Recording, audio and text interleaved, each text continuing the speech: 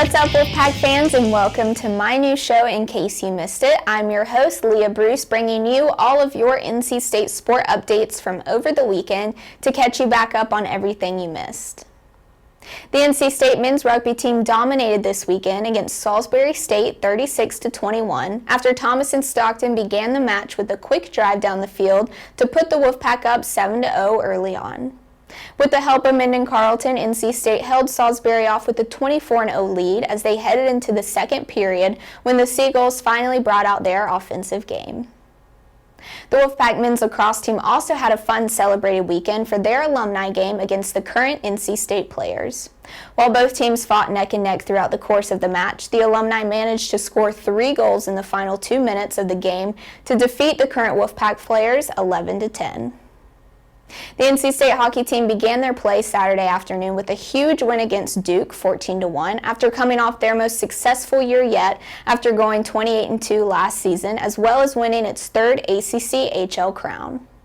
Chris Solomon and Lethea Jadala led the Wolfpack in goals with 3, but Riley Johnson wasn't far behind with 2 goals. Up next, NC State will face East Carolina Friday night at 9:30 p.m. inside the Iceplex.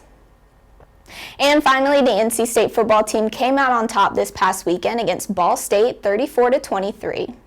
Starting off the game with 2 field goals from Christopher Dunn, the Wolfpack found itself down 7-6 after the end of the first, but wasted no time to answer back with 2 touchdowns from Ricky Person Jr. and Matthew McKay to make it 20-7 at halftime.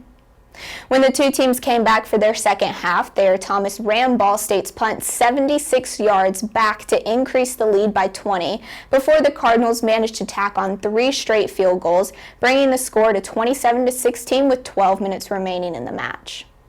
Max Fisher gave the Wolfpack a large lead when he blocked Ball State's punt midway through the fourth, putting NC State on the 7-yard line. After McKay ran the ball in for another touchdown, the Pack sat in a cushioned lead for the remainder of the game.